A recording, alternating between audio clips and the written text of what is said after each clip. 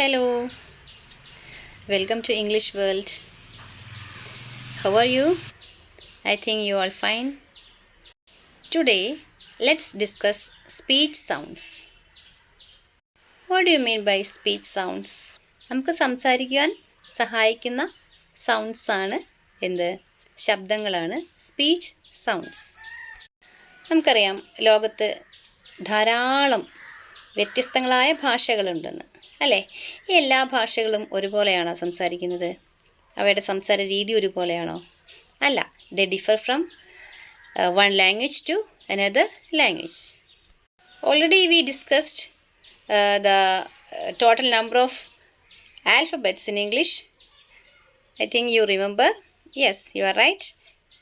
The total number of alphabets in English is 26.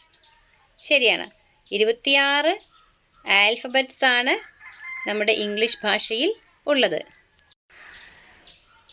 എന്നാൽ English ഭാഷയിൽ എത്ര സ്പീച്ച് സൗണ്ട്സ് ഉണ്ട് എന്നറിയോ? ഓക്കെ, ഞാൻ പറയാം. There are 44 speech sounds in English language.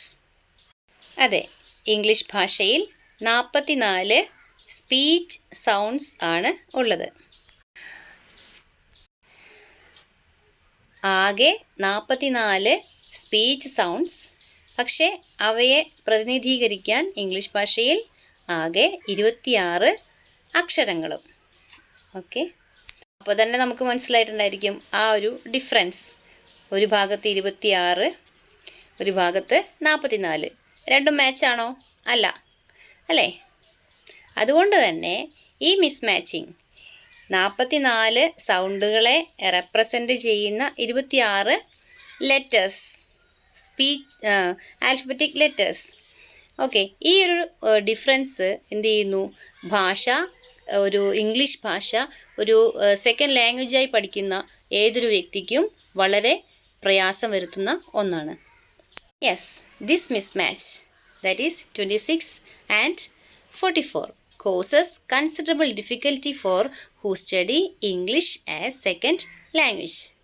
It leads to pronouncing and spelling words incorrectly. ഈ mismatching എന്ത് സംഭവിക്കുന്നു? എന്തിലേക്ക് നയിക്കുന്നു?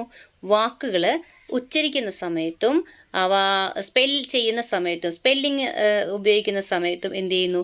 തെറ്റായി പ്രയോഗിക്കപ്പെടാൻ സാധ്യത വരുന്നു. ഓക്കെ ഫ്രണ്ട്സ്, സ്പീച്ച് സൗണ്ട്സിൻ്റെ മറ്റു ഡീറ്റെയിൽഡ് ആയിട്ടുള്ള കാര്യങ്ങൾ നമുക്ക് അടുത്ത വീഡിയോയിൽ കാണാം. Thank you.